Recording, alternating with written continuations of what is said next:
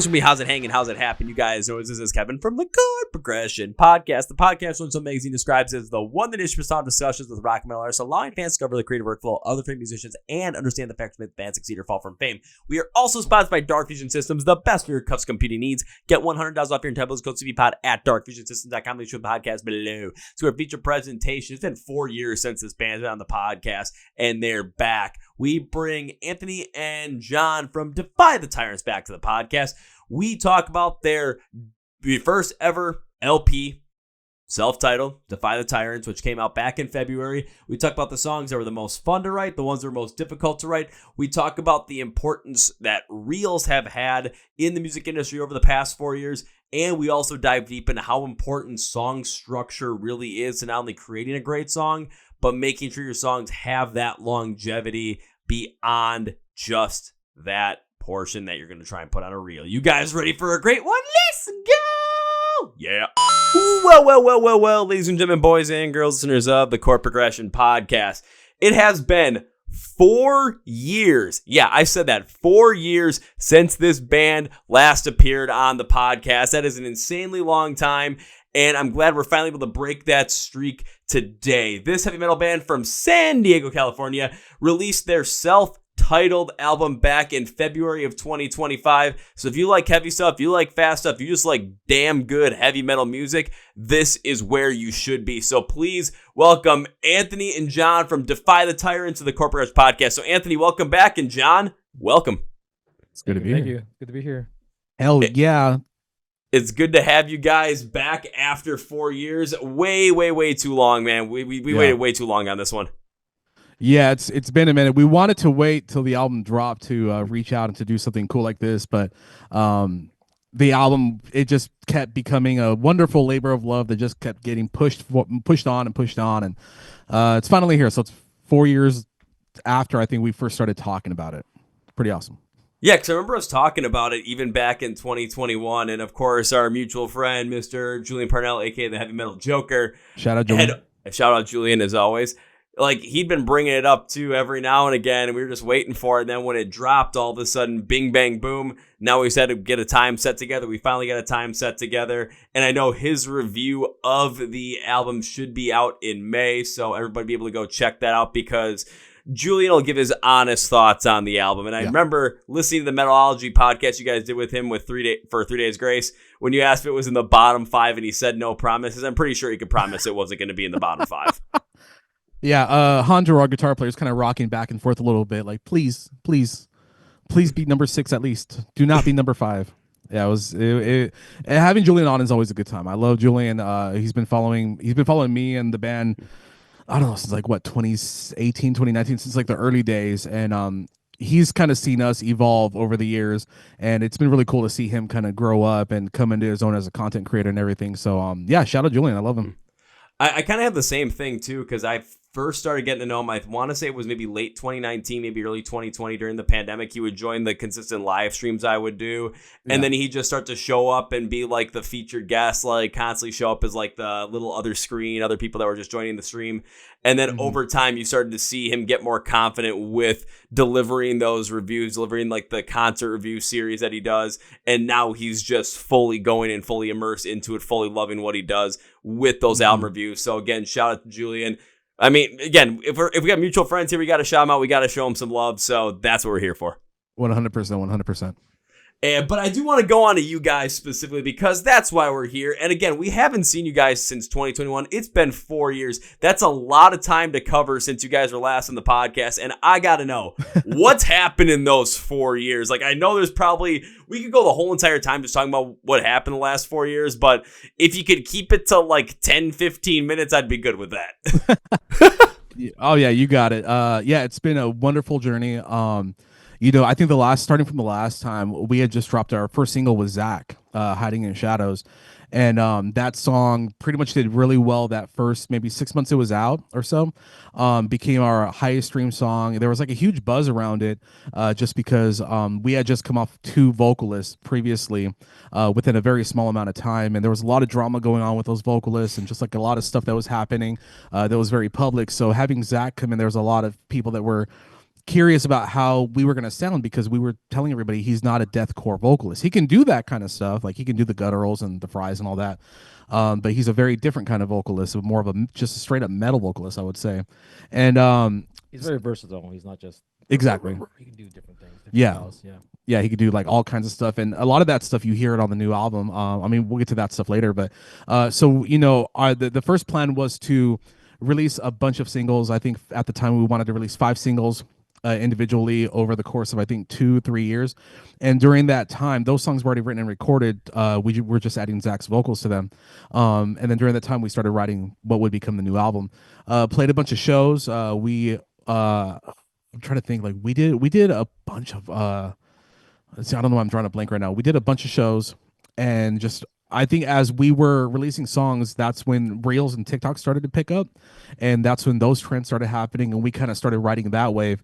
And at some point, we were just getting like millions of hits on certain Reels, and especially when we released our third single, Vicious, which was more of a new metal homage to like a lot of bands that we all grew up loving, and when we first like got into metal. And that song was a slow start, but eventually became like the number one song we've ever released, the number one song I've ever released or ever been a part of writing or releasing. And it still is, like, it's still, I think it's number 2 right now. It's like almost 180,000 streams. We're so proud of that song. It gets used a lot on Instagram Reels, which is surprising to me. Like a lot of people who don't know the band just use that song. Yeah. Mm-hmm. It's super crazy. And yeah, like sometimes I'll see it in my stories, like somebody will just like post something and they'll have the song on. I'm like, oh, that's cool. That's pretty cool. So we had some singles that did really, really well, and then we just decided to, I think in 2023, just hunker down and just focus on wrapping up the album, finishing writing and demoing and recording everything. So it's been a journey. It's been a mix of like releasing music, learning how the algorithms work, learning how to release music in today's day and age, and then also finding our sound too, because that was kind of a big thing. We didn't want to be pigeonholed as like a deathcore band, so really trying to broaden the sound, and then using Zach's voice as kind of the influence for that, and then just playing shows and working on the album. It's been a journey. Like I'm really simplifying it. There was a lot of days, a lot of fun days full of laughter, and some days that were a little stressful than others, but it definitely has been a journey. Well, anytime, you're going through a 4-year journey between, when we first started talking with you guys when Hiding Shadows came out, and then now where we're at with the full album, of course, there's going to be those good days, those bad days, those days where you're riding on a high, those days where you're just having a slog through them, and those days where you're trying to figure out how the music industry keeps working and evolving over time. Because, yeah, even when we last talked in 2021, bands really blowing up because of Reels wasn't that big of a thing. We were seeing a lot more bands blowing up because of stuff like reaction content at that time, especially in the latter days of the pandemic. I think about Electric Callboy with stuff like, Hypa, and how that blew up because of reaction content. But then you get to Reels and seeing how bands have blown up off of that. And the 2022 is where it really took full swing into seeing how popular and how big this could be with Bad Omens and Just Pretend. And then at the beginning of 2023 with Sleep Token and The Summoning or Chokehold, and it's just continued on like that. So the fact that you guys were able to take a deep look at that and figure out how to ride that wave for you guys, how it's going to work for your music, how to release that, and then get Vicious to be used, over 1 million times on different Reels, just continues to show that the power is there and that people are going to connect with music in that way. I do want to continue out that, but of course, because we have John here as well. John, I got to ask you, what's your story? How'd you get involved with Defy the Tyrants, and how are you here today? I've actually known Tony since high school. We were high school buddies. I'd say buddies lightly because there was a unspoken feud between us that I didn't know was between us. Just a little bit on that. Tony thought I hated him. I didn't hate him. Gotta move the mic a little bit more. So there you go. I was in a band called Drained with Hondro and Brandon back in the day. Tony was in another band, and we kind of had those like the feuding band kind of thing. Yeah. But we're all still really good friends. He was in a band with Berto and other people from high school. Yeah. But we played shows together, and then Brandon decided to go. He got his master's degree and became a teacher. So our band dissolved, and I just quit music for a couple years. Fast forward to last year. Actually, before that, when Defy the Tyrants was going through their new singers, I was still following them. I actually played a show with them in Arizona because Hondro couldn't make it, so I covered guitar for them. And that's when I think it was your first singer. Yeah, in the that was band. Chris. Yeah. Yeah, Chris was in the first band, first singer, so I covered for them. And I kept following them after that. When Zach joined the band and released that first single, I messaged Brandon and said, "Dude, this is your guy." Mhm. So I was hyped from that moment. Okay, this is the guy. This is the identity. This is the voice of the new band. I like this direction. And then fast forward a couple of years later, I kind of made a joke saying, "Hey, if you guys ever need a bassist, I'm done playing guitar. I want to play something different. If you guys need a bassist, just let me know." I was a joke, but then move forward to certain things happen within the band. That joke started becoming more and more of a reality. Yeah. And then Brandon, one time, I was actually playing in a side band with him, playing like a rock kind of style. He showed me some of the demos from the new album, and I was like, "Dude, this is amazing. I want to be the bass player for this band right now. If you're serious." Things happened in the background that kind of made that path open for me, and then they invited me to the band. So it's been a great journey so far. I wasn't a part of the album creation, but thank you to the guys, and I appreciate them for doing this. They let me write my own bass parts for live shows. Mhm. So if you listen to the album has the regular bass lines that are played on the album, but if you watch it live, it's gonna be completely different. Yeah. So it's kind of like a little treat, you know. It's gonna sound different from the album, but hopefully it sounds, you know, with my style, my voice, it sounds, you know, it uplifts the song. Better, fuller. Better. Okay, I wasn't gonna say that, but you know, thankfully they gave me some good feedback. You know, they've liked what I've done, and they've kind of pushed me forward to keep going towards those creative outlets and just kind of expanding the sound of the band rather than just what it was before. And I don't want to make it sound like we're sliding our previous bass player Alberto by saying like, oh, you wrote better bass lines. Myself and Hondro wrote the bass lines for the album. We recorded all the bass lines, and we recorded them as like guitar players. Just like, you know, you play the same note, and I think the way you've approached the bass lines is just like as a musician, like somebody who knows about like the other side of rhythm, and like you're doing like some harmonies, or not harmonies, but like lower parts, whatever, and it just makes the parts sound a lot fuller. So I don't want to make it sound like I slighted Alberto. Like I wrote the bass lines, and Alejandro, our guitar player, wrote the bass lines. So we were real happy that John stepped in and was like, I can make this better. We're like, yes, please do. I try. But that's kind of what you need, especially if you're going to have someone joke about this and say, hey, you know, if you ever need a bassist, I'm here, I'm done playing guitar. And then all of a sudden it just comes to fruition. So John remembered this. Be careful what you wish for, because you might be joking about it, but the opportunity very well might present itself. I'm not talking about this time because it happened this time. Talk about in the future. Just might want to, if you're throwing things out into the ether, just be prepared for them to actually come true. Yeah, I think I wanted it to come true because, like I said, I was playing guitar for Drain for 15 years. I had quit music at that point, and in the last like 3 to 4 years, I'm kind of like itching to get back. You know, I want to pick up the guitar again. I want to make music again, but it was kind of hard for me to get back into the guitar space.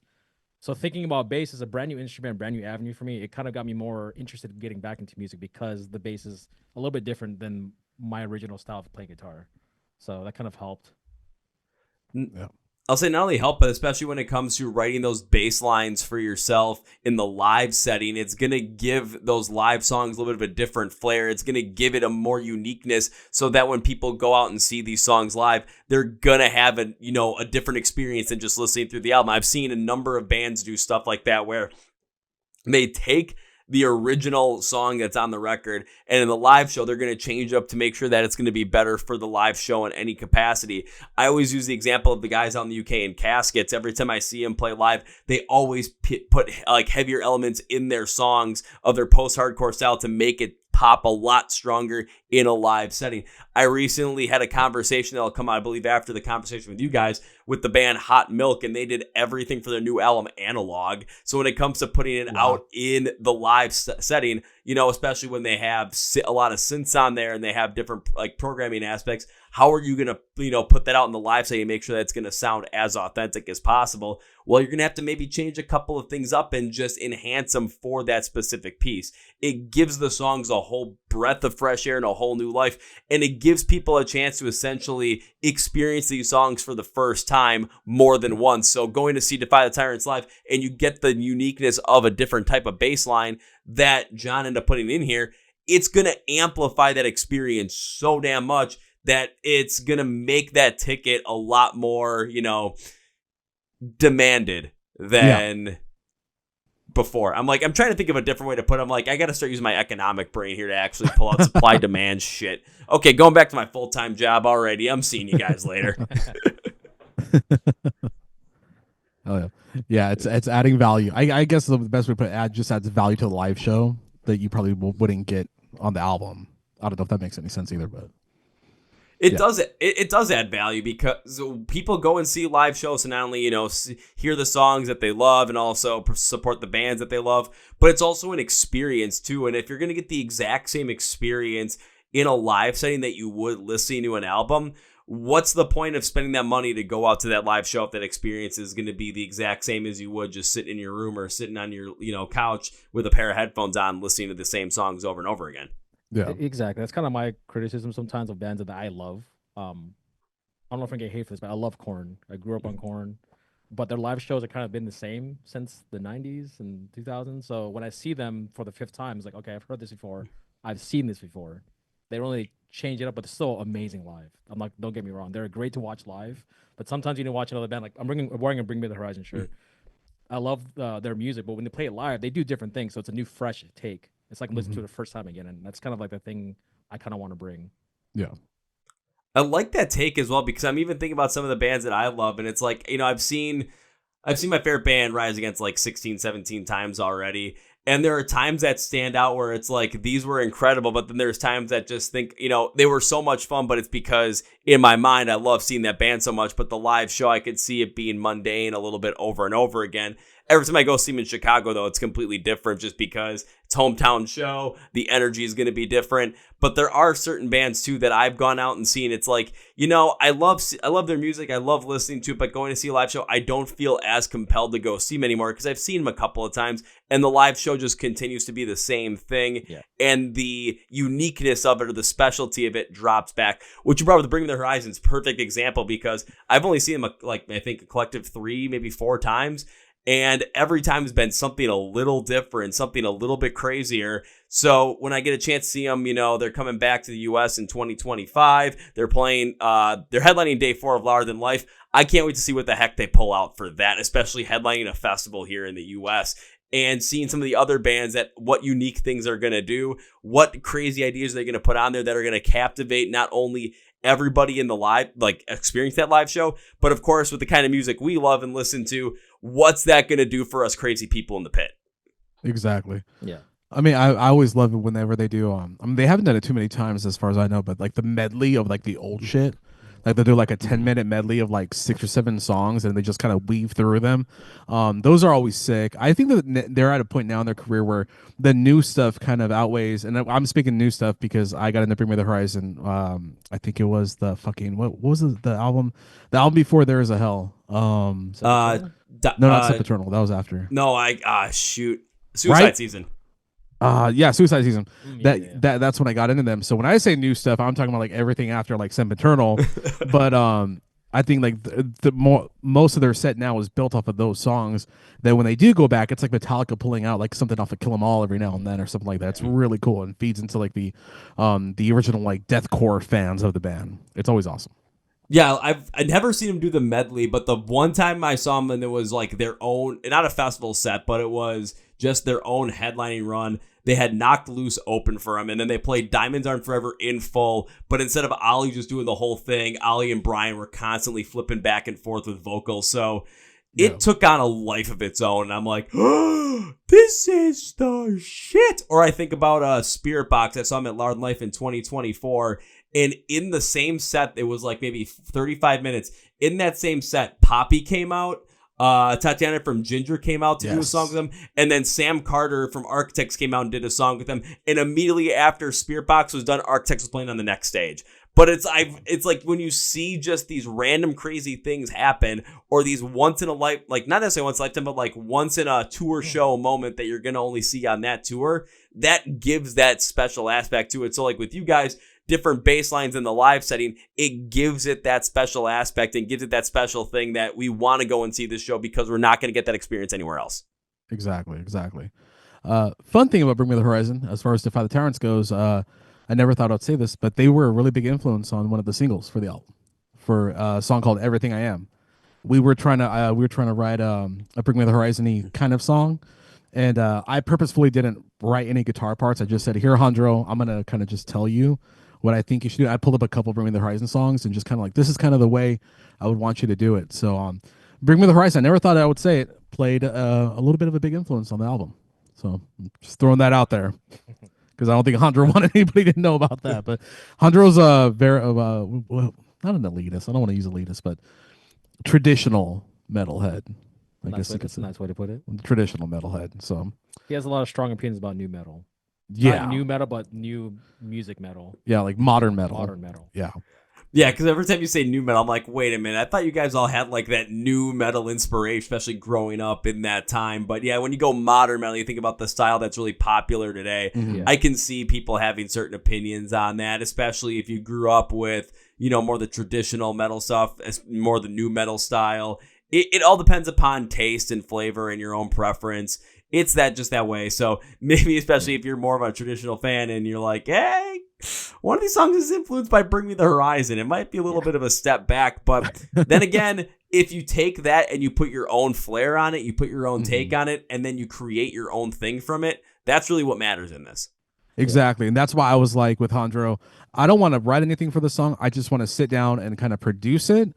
But I want to have you add your flair because I know if I write it, I'm going to try to replicate Bring Me the Horizon because I know the sound very well and I know how to play the songs. And that's the thing about Hondro too is like he doesn't really listen to him that much, and he's mostly a thrash guy. He loves like Megadeth, Revocation, he loves all those bands. So having him put his thrash take on like a Bring Me the Horizon style song, it's interesting because you can see where he can take influence, but still brought it back to his like thrash roots. Yeah. Yeah, we always joke with Hondro, if it's not Revocation, Death, or Megadeth, it sucks. So. Yeah, but I'm the Limp Bizkit guy. I'm the Limp Bizkit dude of the band, so I can't talk too much shit. So I'm expecting like at some point in time, Defy the Tyrants is gonna make some like thrash metal inspired, Nookie inspired mix that makes no sense. But then you listen, you're like, oh my god, this is the best song of 2026. Right. I think me and Hunter we're throwing around some ideas. Like there are ideas definitely just being thrown into the ether, and we're gonna see what we can catch. Like a new metal-y, thrash metal-y song. I don't fucking know. I don't know. We'll see what happens. But it's also kind of like the, take in just the story of Defy the Tyrants as it continues to work. Because you think about back when we first did our first podcast in 2021 with Playing the Shadows and Zach joined the band on vocals. The vocal style gave the songs a completely different take, a completely different form.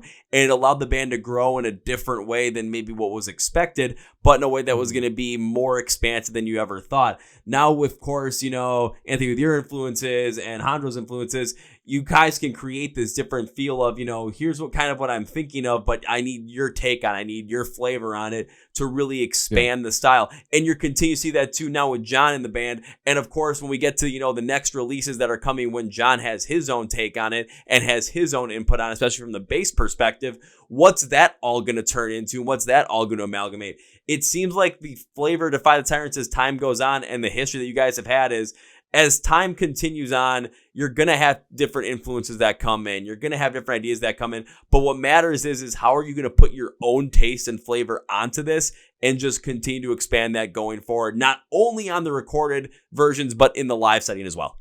Yeah, exactly.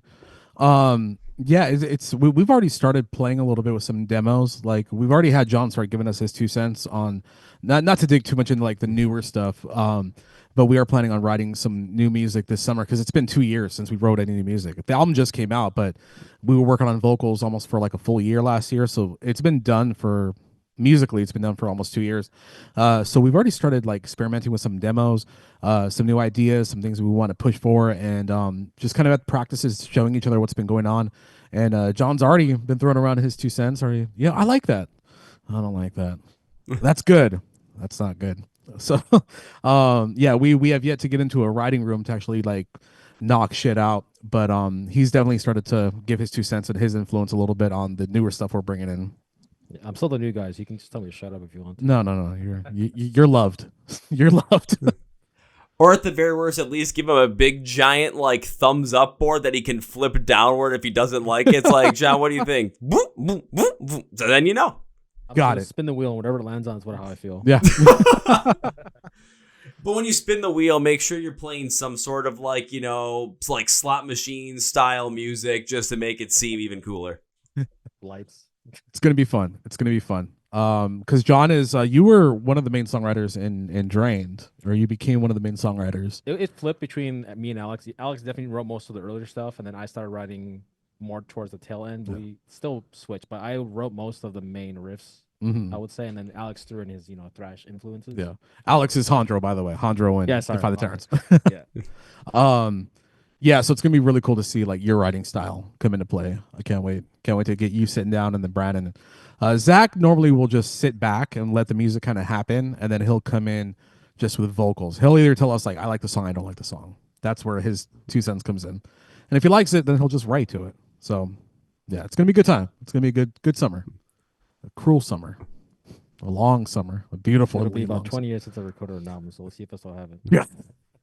It's a beautiful summer, a cruel summer. Hey, as long as it's not, way too hot where you're stuck inside the whole entire time and can't enjoy a nice, San Diego day, that's really what matters. So Got really you. have a good day. As long as it's not a COVID summer, we're good. Yeah. Oh, yeah. We don't need one of those anymore. We don't need another summer where there's no concerts, where you're stuck inside the whole entire time and everyone's afraid to even get together because they might get sick. Exactly. It was a cool summer. It was a chill summer, and we only needed one of those, and we're good. We're good. I was Disney Plus all summer that year. Just chilled in my living room, popcorn. Now I'm just rambling on about COVID, but it was like that all year. It wasn't just like that during the summer. Oh, yeah. Man, I didn't even want to think about summer back then because it was like, I didn't go to any live shows. What is this madness? But that's not the point. The point is that you guys are going to be working on more new music in 2025, especially with John now, seeing how this is all going to come together. That's the exciting part. But the part that we can get fully excited for right now and really get into is your self-titled album, which has been out since February. And again, like you said, you guys got done recording this 2 years ago. So what do you remember about the recording process with this one specifically? Was there any song that really stood out as like the most, fun to record, or the one that was just the absolute nightmare to work through? The most funnest one to record was probably Breakthrough. That's it's my favorite Defy the Tyrants song, period. And I remember that was being discussed like after we wrote it. That was being discussed as like being the first single. It kept flip flopping with the other song, Within My Darkness. But Breakthrough was a lot of fun because it was like one of the few times myself and Hondro were like we were in sync. We were on the same wavelength about what we wanted to write and what we were trying to do with the song. He wrote the main riff on the car ride up because we had our old studio up in Oceanside, which is like an hour away from where we live here in San Diego. And so whenever we would drive up, myself and Hondro, we would just like come up with the concepts for the songs and talk about like what do we want to do, and we'd go on Spotify and try to find songs that like had that vibe to kind of get our blood going a little bit. And I remember him mumbling it to me. We were driving. He was like, dun dun da da da dun dun da da da. What do you think about that? I'm like, I don't know what the fuck you're talking about, man. Dun dun da da da dun dun da. I was like, okay. Got into the studio, immediately went in to record it. He wanted to put a thrash beat on it, and I was like, no, we got to do like a jumpy kind of like Fear Factory kind of Korn kind of beat. And then he wanted to go heavier, and I was like, well, why don't we do? I think I was listening a lot to Spirit Box's Circle with Me, and it's still one of my favorite songs of all time. I love that song, and I love when metal bands they have those clean verse sections. And I was like, well, we've never had that in any of our songs except for Vicious. Why don't we do one that has more of a sense of urgency to it? And that song ended up becoming like this whole big weird thing, this like new metal riff with like this like very ambient, clean but urgent verse, more like a thrashy chorus. A thrashy pre-chorus, and like this big anthemic gothic chorus, or I don't know what you would call it, and then like a Lorna Shore breakdown. It was just like all this weird shit, and I just love the way that song came together. It was so much fun to write. I remember like we listened to that song after because we wrote it one day. We got there at noon, left like at 2 a.m. And the whole time on the ride back home, we were just for like an hour listening to it over and over and over again, and just talking to each other about like, what if we try this later? What if we try that? And just kind of sat on it. It never changed from that session. We never went back to redo anything. It just kind of stayed that way. And then when Zach did the vocals on it, I felt like, yeah, it was perfect. He definitely caught the vibe of it. The most nightmarish song to do actually didn't end up on the album. It was a song that it was probably one of the most different songs on the record. It had like this piano kind of Linkin Parky kind of intro, and it was heavy, but it was very similar to Breakthrough. I think we were trying to replicate what that song was and try to give it a little bit of a different vibe. And I was really brokenhearted that it didn't make the record because it had probably like one of my favorite solos I've ever written on it. But really, like when we had finished the record and we were just about to mix down that one, because I think that was one of the last ones to mix down. we listened back to the rough mixes and we're like, dude, I don't think the song is there. Like, it's just, there's so much that needs to be worked on. We need to adjust the arrangement, and the vocals just weren't really hitting either. There was so much of that song that needed to kind of be redone. And we figured if we do it again, it's going to take us another 2-3 months with our schedules to like even get it to a point of mixing down, let alone like just giving it the thumbs up, like the green light. And so that one got dropped. It's still sitting on Brandon's computer, waiting for the break of day at some point. But that's the song that didn't make the record. I think the other one probably would be Path of Destruction was another one that was kind of like a, I think like that was like halfway through the writing process of the album, or the writing recording, because we kind of did that simultaneously throughout the record. So about halfway through writing recording, we got to Path of Destruction. I think at that point we were pretty burnt out by what we had written already. I think we were like 7-8 songs in. And that was one that was like, let's just try to come up with a cool hook and try to write around it. And that was a lucky one, because I think it came out to be one of the better songs on the record, but it certainly didn't feel like it for a while. That was one of the ones that was like if we're going to drop a song or two, this one's probably going to be number 2 that's going to get dropped. And luckily, after some time away from it, when because I think we were too close to the picture, came back to it and we're like, yeah, this one's pretty good. But I think vocally it was a little bit of a pain in the ass, because Zach wasn't feeling it. Zach was not feeling that song at all. And that was like pulling teeth. So we were lucky we got it done, and it came out, in my opinion, great. So yeah, Path of Destruction, probably the hardest song to write, and Breakthrough probably the funnest, in my opinion. I think you can tell, especially listening through these songs, that Breakthrough was probably the most fun to write and the most interesting to write as well. And like we said too, especially when it comes to the verses for that, you see a lot of times, especially in metal, where it's, very, very consistent, modern metal specifically, where the unclean vocals are going to be sitting in the verses and the pre-chorus. So when the chorus hits, that's where you get that cleaner style, because you want to use that to create the hook, to create the powerful moment that people are going to remember. Or like, some bands are doing right now, which some I don't like, is they're using that moment to try and create the hook for that viral piece of, the real, like, but not to like have that, not to be like, okay, we're creating this and it happens to go viral, but no, creating it for the specific reason of this is going to go viral, or we're going to have a crazy moment on there for the specific reason of it going viral.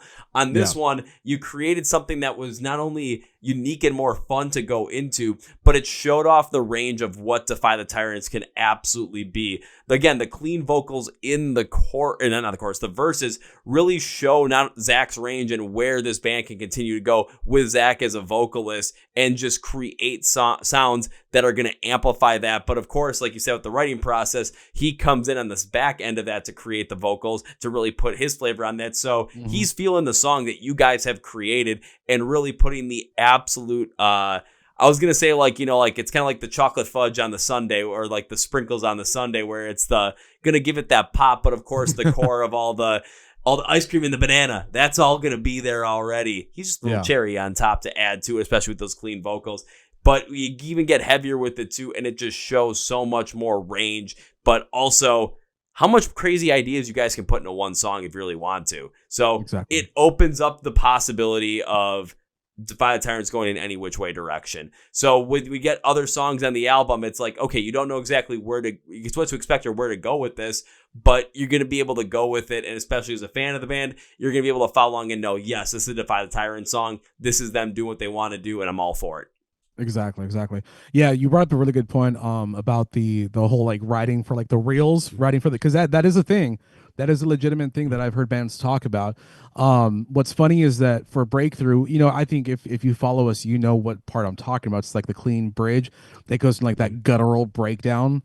And Zach does all that in one breath. And that wasn't written for reels. That was written as a brag. That was written for Zach's bragging rights, because he was like, I could do it in 2 takes. And we're like, just do it in 1. And he was like, oh, I don't know. And it was like, but you can't do it in 1. And so he sings this line very beautifully. And then like with just one breath, he does the whole, I always blink on the fucking vocal lines for some stupid reason. Into the eye of the storm. Yeah. Into the eye of the storm. But he did that all in one breath. And the minute I heard that, I'm like, that's going on the reels. Mm-hmm. That's the reels. And every song on the album, I know, like I have like 1 or 2 parts that I know that would make for a perfect reel. That would make for a perfect TikTok or whatever.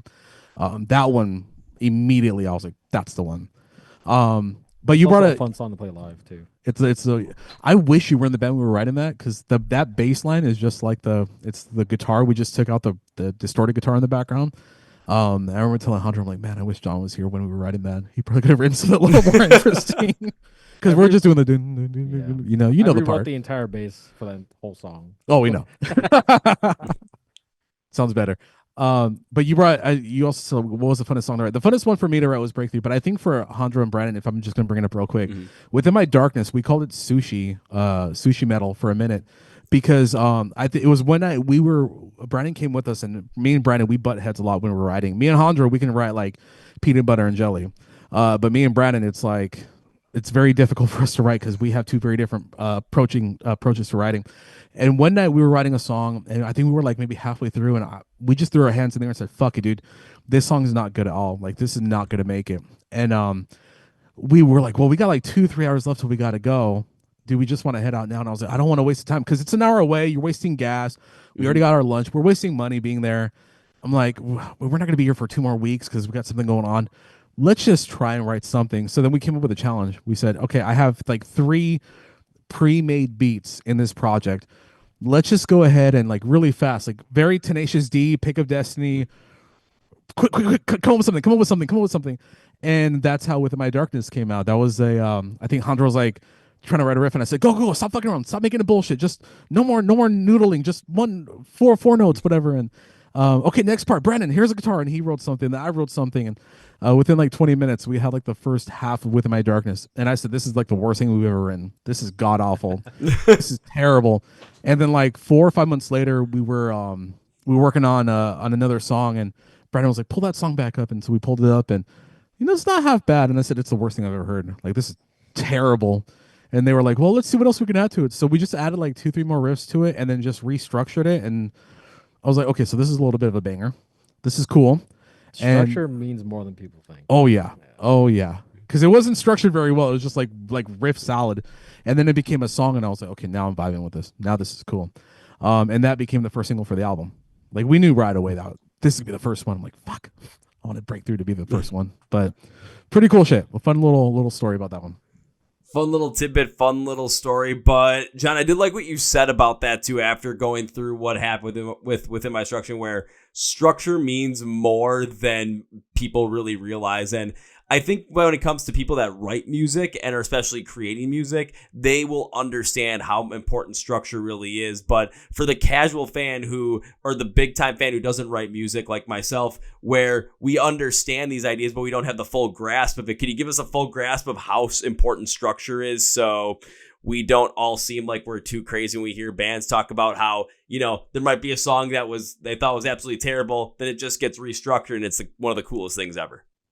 I actually just saw an Instagram reel, or was it a YouTube short? But it was actually Metallica. It was Lars and Kurt. I don't know if you saw this one, but when Kirk first introduced the Inner Sandman riff, da na na na na, that one. Yeah. The original structure for that riff that he sent was da na na na na da da da da da da da na na na na da da da da. Lars is like, that's trash. What you need to do is do the first part 3 different times, and then the 4th time change it up, and that is now the riff we all love today. So it's one of those things where build up is a big importance in music, where you need to build up to they call it a resolve. So if you want someone to be engaged with your music, the structure of the song should lead towards payoff. If you give someone a payoff right in the beginning of the riff or right at the beginning of the song, then they're not really interested in the song anymore, because they already got that, I got that feeling of like, oh, this is cool. If you get that too early, then a 3-minute song sounds like it's a slog. But if you make it so that, you get an interesting intro, you have a really nice verse, like Breakthrough, you get to a really cool hook, like, oh, where's this hook going to lead to? Boom, hit it with a chorus, brings it home. And then they want to let's do it again. And that's when you repeat the song. But where I feel like some bands, in modern metal too, it's always just riff after riff after riff after riff after riff. And it's kind of like there's no structure to where, what are you looking forward to? It's a cool riff. The next riff is a cool riff. But you kind of like, oh, I like that last riff too. Where's that riff going to come back? It never comes back. So you kind of you listen to the song once, it was cool, and you never listen to it again. I think of it like a roller coaster, kind of like you can have a roller coaster just doing loops for fucking 3 minutes, Yeah. right? Just complete. But those after like a couple loops, that roller coaster gets real fucking boring to watch, and it gets real boring. Maybe not as boring to be on, but real boring to watch. But if you do all the little peaks and valleys and little, going to the sides and everything, it becomes more interesting. I think that's the way like I feel about song structure. It's very important. It's like a movie. Like there's first act, second act, third act. Third act can be awesome as shit, but if your first and second acts aren't as engaging, that awesome third act really ain't gonna mean shit. So I hate to use this term, but back when the mumble rap, came out, if you actually pay attention to the structure of those songs, it was just verse, chorus, done. Mm-hmm. Those songs are cool when they first came out, but who's listening back to those songs now? Nobody. Exactly. There was no build up. It's just kind of like, oh, I got what I wanted. Now I'm back. I'm out. Gucci gang, Gucci gang, Gucci. Yeah. All right, now you're taking me back to like when I was in college or just graduating. People were listening to that. I'm like, something don't seem right here. But that makes a lot of sense when it comes to structure too, and especially with music, as very similar to cinematic style with movies. We're all waiting for that build-up. We're all waiting for that payoff. And why do we go back to some of the movies we love or some of the songs we love? Because we want to experience that build-up to that resolve again. Why are some of the greatest movies out there considered to be classics? Because they have a great act 1, act 2 to get to the climax in act 3 and then conclude out with something that is maybe unsettling or maybe settles the issue, but also leaves you potentially wanting more or want to experience that again. Very similar with music, so that makes sense with that riff, the Enter Sandman riff. If you listen to it at the beginning, it's like, okay, now you're getting into it, but then the second half of it, especially the way it originally was, kind of takes you away from that or just kind of leaves that cool piece as that's where it is. It doesn't let that cool piece start to build up the tension, start to build up the energy to get to that point where you can finally have that resolve. And I do agree with you with that. Like there's a lot of times, especially in metal, where even modern metal or maybe even modern metalcore, where we get a very similar structure where it's very riff heavy, very intense. And then it's like the whole part of the song is we're going to get to the bridge in this cool breakdown, but that's what everybody does at the same point in time. So now we're feeling the same staleness over and over and over again. It's not necessarily can we get like, okay, can that bridge to the breakdown be epic, which of course it can. But if we're going to have a very, run of the mill or mundane lead up to it, it's not going to have as impactful of a feeling as some of these absolute intense ones do. Think about Mr. Highways by A Day to Remember. Going into that like build up to that breakdown is going to be fantastic. And then the call out is that peak to get to the resolve of that breakdown. It just continues on, and bands, especially newer ones, I think might be missing the point of building up to that resolve because of just the way that music is being delivered and the way that people are consuming it to try and just pick on those specific moments, again, like what reels really show, because they just look at that big moment, not the lead up to it. Exactly. Yeah, there's a lot of, the phrase I hear a lot recently is, oh, listen to the breakdown. Yeah. But what about the rest of the song? Like, are you going to the song for the breakdown, or is the song serving you in other ways that the breakdown adds to it? Exactly. Or is the song just a vessel for the breakdown? Yeah, I know. Like we've seen it in our reels, especially for Breakthrough, where they're like, "Oh, this is just like another generic guttural breakdowny song," and I'm like, "How about you go listen to it? How about you go check it out? It's a very different song than what you hear on the reels." And we had that with Hiding in Shadows too. There's like that long, I don't know if you remember that long like guttural thing that Zach does. That was the first time he did it. But there's like this whole like very ambient thing that's going on throughout the song, and we get to that, and it's like people think that's what it is.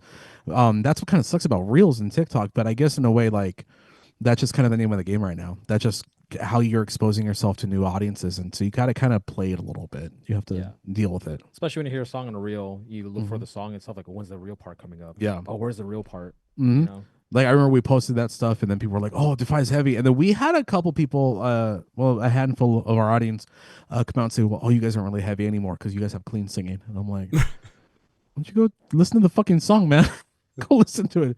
It's probably heavier now than we've ever been." I don't know, just fun shit. It's heavier now than you guys have ever been, but it's more expansive than you guys have ever been because you have the ability to do stuff like that with the talents that are in the band and as individuals as well. But that is something that I'm concerned about, especially going forward with music, in terms of how big reels have gotten with that. Of course, again, we've seen many great bands actually get their due and blow up because of their uniqueness, or because we're able to do bands like Bad Omens and because of the uniqueness that Sleep Token has. again, it's very well warranted. But if, it's kind of very similar to just like you brought up with mumble rap, where it's like there's that one piece that had it that people are really into.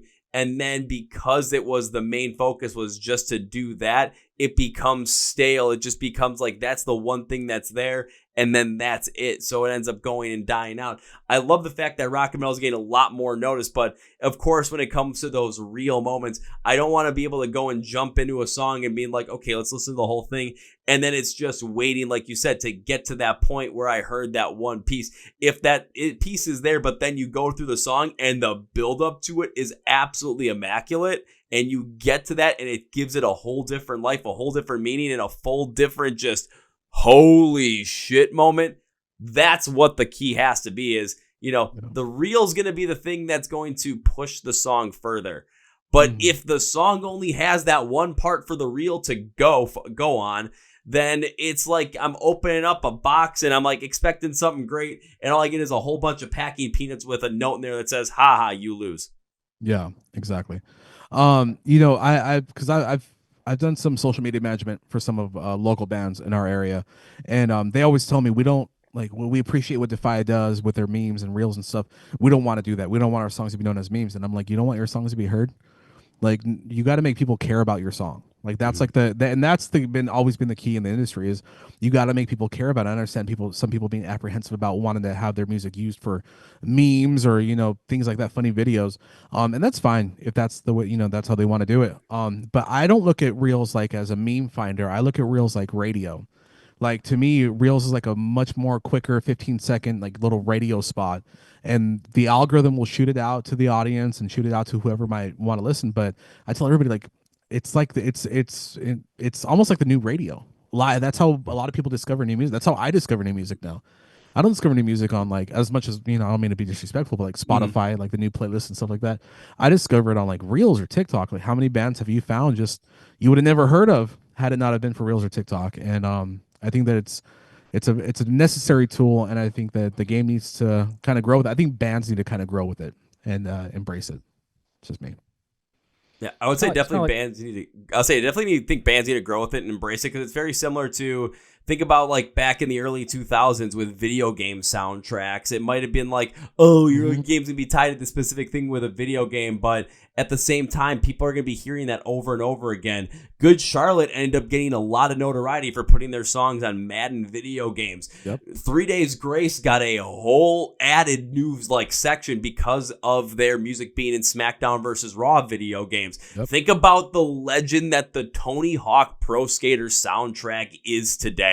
You 100%. Go back to it, you pop in that Tony Hawk's Pro Skater 1, whether it's PS1, Nintendo 64, you play it for the first time, and you hear Superman by Goldfinger, and it is etched into your brain like none other. So when it comes to Reels now, it's like we're going to look back at Reels in 10 years, remember all the songs that got big or the songs that we fell in love with because of Reels, because that's how they got their life. Just Pretend by Bad Omens is a perfect example because it wasn't a single. It didn't really have any notoriety behind it until 6 months after the album came out when it popped off on Reels. And then that helped the band not only go from, opening spots for Under Oath, opening spots for A Day to Remember, to headlining their own tour that sold out and had to be upgraded venues 2 or 3 times and continue to sell it to the point now where they're headlining festivals. They're playing amphitheaters as the headliner. Like, we're going to look back at this and think, you know what? There was definitely something here. And you make a great point, Anthony. Bands, I get the apprehension behind it. It's not about growing to that platform, but it's about growing with it. Exactly. 100%. Well, damn. I mean, that was just one hell of a way to go about it. And of course, you guys are using that platform as well to continue to grow. So what's next for Defy the Tyrants going forward? I know we already spoke about, some more new music in the works, bringing John in on the recording side of things and the writing side of things. But what else can we expect from you guys in 2025? John is a big part of our merch, a big part of developing our merch. And he's been, I call him the Tony Stark of our merch table. He's been killing it. I don't know if you saw, we have these chains that he made that everybody apparently loves. Like, we had some people take some pictures with them. We sold a couple of them. They're probably like my new favorite merch thing like ever from any band. So he's been a big part in developing our merch and being more of an MVP in that way. So I think having more merch options, and I think a lot of bands need to also focus on that too. Having more merch options available to our audience is essential. So that's one thing to look forward to in 2025. I think another thing, we just booked it today. I think we'll probably announce it by the time this podcast drops. We're going to be coming back to Arizona. We're going to be in Tucson, Arizona on Saturday, June 28th. We're going to be playing with a bunch of great local bands along with our boys in Silent Vice. I don't know if you've heard of them. They're blowing up right now because of Reels and TikTok, speaking of. And they're doing really, really well. You should definitely check them out, Kevin, if you haven't checked them out. So we're going to be playing with them. They're headlining, and we're looking forward to that. We're playing McGuffey's on Saturday night here in San Diego with a bunch of our boys, Fractures, Black Cast, touring band called Enemy of Fate. That's going to be a banger. Really, we're just focusing on like playing shows. Like that's like the main part is just playing shows, developing content, short form content, not focus so much on like music videos and more like long form content because unless it's vlogs, I don't think people are as interested in those anymore. I think that everyone's more interested in just the 15-second content creation stuff. And I've seen the numbers like just on our end, like knowing where our audience is kind of going. So I think developing more content in that way. And new music. I mean, we're playing with the idea of releasing a new song at some point towards maybe fall, winter. It depends on how the writing goes this summer. I know we've discussed this. I don't think we're doing another album. This album was kind of a labor of love, and I don't think that we had to do it. But I don't know if we are going to do another album. We're talking about like more singles, maybe another EP, just like what else we're going to do. We're still in the early stages of that. So I think maybe what to expect, maybe another song or two going towards the end of the year. But really just a lot of shows. We just want to play. We've spent the better part of like 3.5 years just kind of stuck in the studio writing and playing like one-off shows here and there. It's kind of nice to just be active again and just to kind of, yeah, let's play, let's do it. We don't have to record anything. We don't have to be in the studio. We don't have to do like that stuff. Let's get out and practice and record and let's have a good time. Having John in the band has definitely been, he's revitalized the vibe a lot more, and he's brought a fresh new vibe into the chat. And it's been pretty cool to have him come join us. Appreciate that. We got a lot to look forward to. New merch options, more live shows, and we'll see what happens with new music when it comes because, of course, we're in 2025 right now. Going forward, the way your music release is going to continue to change, and how it's consumed is going to continue to change. So I know you guys are going to continue to ride the wave of that and enjoy it. So we're looking forward to see what Defy the Tyrants has coming next. I got one more question before we wrap this up. And yes, I feel like, Anthony, you're going to probably love this one. So it's something I love to ask every artist I've been bringing on the podcast for about almost 2 years now. Something that I like to ask in order for me to discover more new music along with the audience as well. And for you guys to support the bands that you love. So I'm going to limit it to 3 total because otherwise we're going to go overboard. But between the two of you, can you guys give me 3 bands or artists that you love that you would love to see more people get into right now? Oh man. There's so many options. So if you want to do 3 each or just like one. I mean, you can do 3 total, but if you guys have 3 each that you can just rattle off, then yeah, we can do that.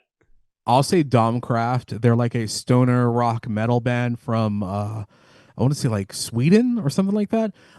Killer band. We listen to them. We also have our own little like gang. We call it BLD, the BLD crew, with John, Brandon, Alberto, our old bass player, and Rudy, who's on the Metallurgy podcast, my other podcast. So every time we've gone to Vegas, we listen to Domcraft. They're amazing. They're very like you just kind of lay down in the desert, stare at the sky, high as fuck on LSD kind of band. They just got that kind of vibe. Trying to think of what else. Well, what's like an artist? Paleface. I hear some people. I hear like the heavier metal crowd talk about Paleface a lot, but I don't see like the modern metal crowd kind of taking to them. I think Paleface's new record is amazing, and I've really dug into it. What do you got? There's one that comes to mind. It's a Japanese metal band. I think I told you about them before. Okay. I get the name right.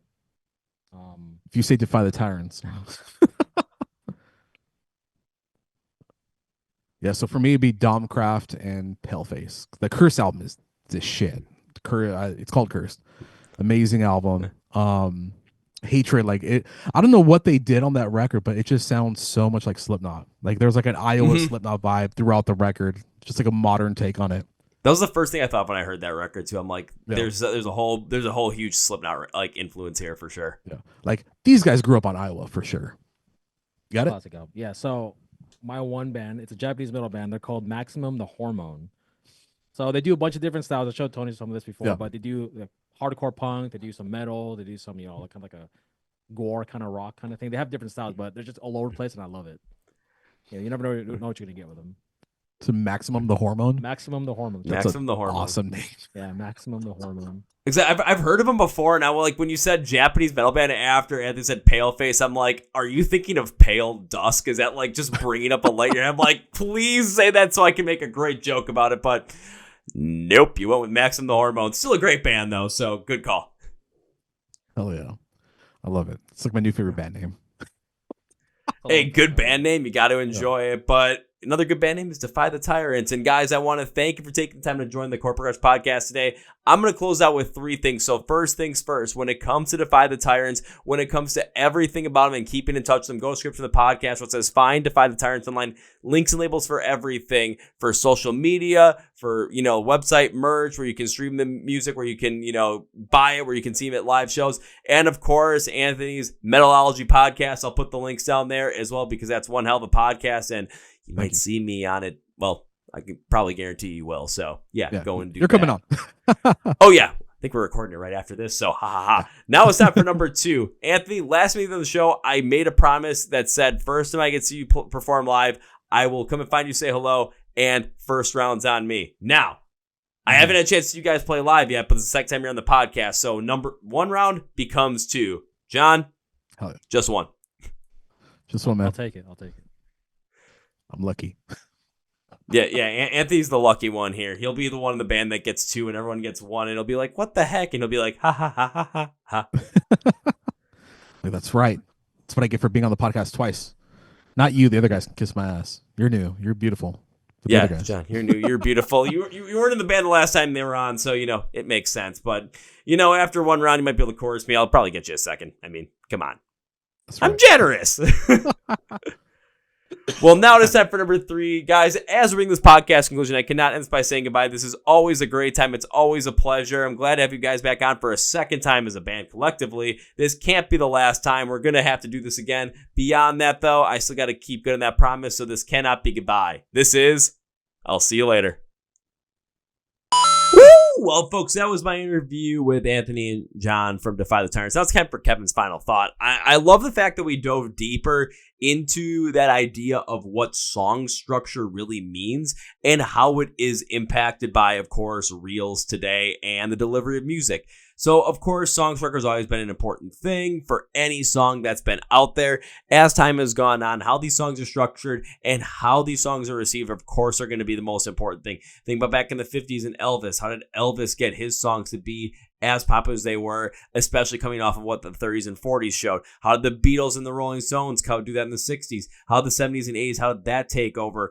How is it today, really? Especially when it comes to so many artists, potentially focusing in on those moments that are going to be picked up by reels. Yes, I get those moments are instant gratification and they're satisfying. A big breakdown is satisfying. But if the substance of the song doesn't lead into it, the structure doesn't actually lead into it, then when you play that song, it's going to be somewhere like I'm waiting for that moment and then I'm just going to shelve it maybe because I've heard that moment so many times where it just doesn't have that meaning anymore.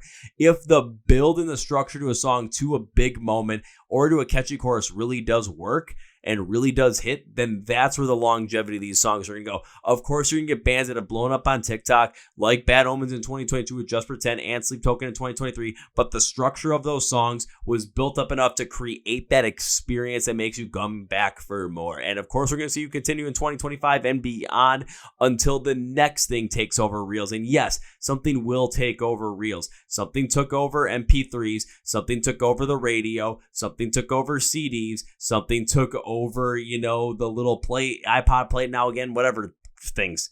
Something's going to come next. And of course, you're going to want to, work along with it. You're going to want to grow with it, not grow to it.